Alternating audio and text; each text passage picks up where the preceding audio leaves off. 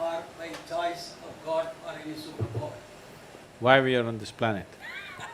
By accident or by design or a superpower. I think even the planet is wondering why the hell these human beings came here.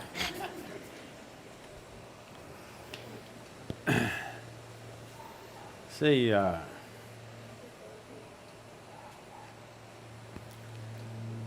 solar system, the way it is, and so as the other universal systems, the galaxies, they're all happening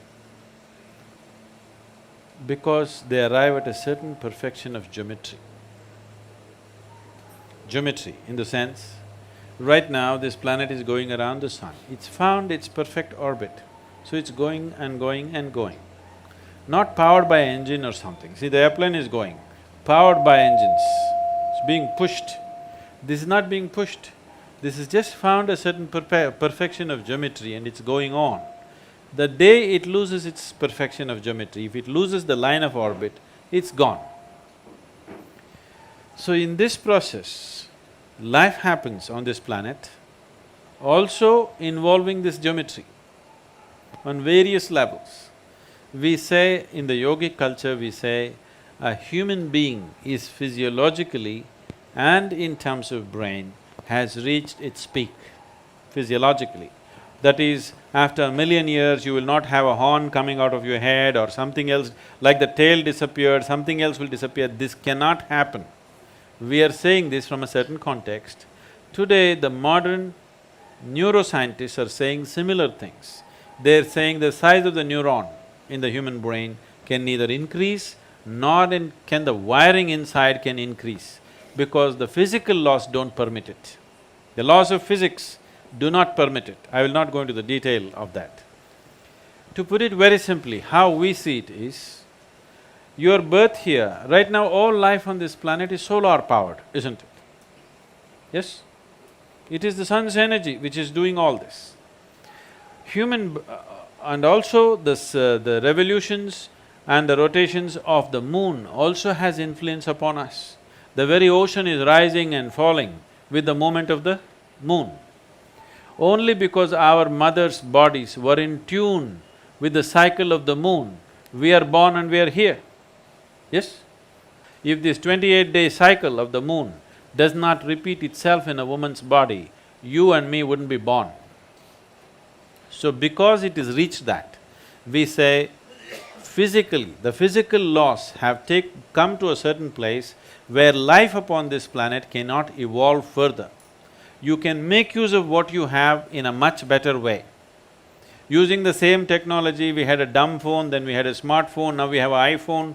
Like this we can go on improving it, how we use it. But the fundamental physical laws will not permit any further evolution of this creature. So did it happen by accident? No. The theory of evolution, you know Charles Darwin, who made a monkey out of you? Not me, him. If you look at the theory of evolution, which was propounded just 150 years ago, we have said this thousands of years ago, in the sense, you know the 10 avatars? At least the 9 you know, those who have come. What is the first one? Matsya Avatara. Matsya Avatara means fish or water life. All life on this planet started underwater. What is the next avatara? Kurma Avatara, amphibious like a turtle, half in the water, half on the land. The next one is Varaha Avatara, a pig or a wild boar. Among the mammals, one animal which is strongly rooted in its body is a wild boar. See, we live next to the forest, we see this. The tribal boys can kill a deer with a stick. If you hit it with a stick, it'll fall dead. The local dogs will hunt the deer, but a wild boar, you try to kill him and see, it's not easy to kill him. You go smash him with a car, his spine is broken, still he will go, he will not stop. Because he's so physically rooted, his life is so physical. So the next form of life was Varaha. This simply means the creator is finding expression in first as fish, then as a turtle, then as a wild boar. Next one is Narasimha, half man, half animal. Next one is Vamana, a dwarfed man. Next one is a full-grown man but emotionally volatile man who is Parasurama. Next one is a peaceful man, which is Rama. Next is a loving man, which is a Krishna. Next is a meditative man, which is a Buddha. The next is supposed to be a mystical being yet to come. Okay? This is running very much in parallel lines with the Darwin's theory of evolution. Yes or no? It's in the same sequence, exactly in the same sequence. Darwin propounded his theory only 150 years ago. This was said 12 to 15,000 years ago. Adiyogi himself spoke about it. So, if you observe life, you can clearly see from what is inanimate, basic life formed. From that, life evolved. We've always seen it that way. Always we saw life evolved. Constantly, we are in every temple you go, there is a snake.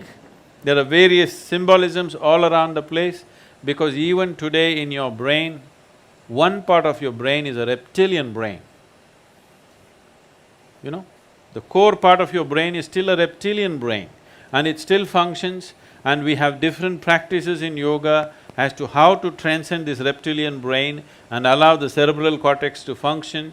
And today we have scientific evidence to show you. The University of California has done scientific studies on Shambhavi Mahamudra, the basic practice we teach usually. And they say if you practice Shambhavi Mahamudra for 3 months, the neuronal regeneration increases by 241%, a kind of percentage that's never been recorded in the history of any kind of research, okay? Just a simple practice for 21 minutes, 241% increase in your brain function and neuronal regeneration. This means as you grow old, you will become more intelligent. Usually young people think you're getting stupid. Yes, your brain is actually growing, you understand? It's getting better by the day. Now there is scientific evidence. We always knew this, but today a meter has to say it. If a man says it, it's not true. If a man says it, it's doubtful. But a meter has to say it. Now the meters are saying it. The meters are saying your brain is actually growing by doing a simple 21-minute practice. And you don't believe the meter. You just do the practice for 3 months and see, you will see how clear and how smart your mind is suddenly.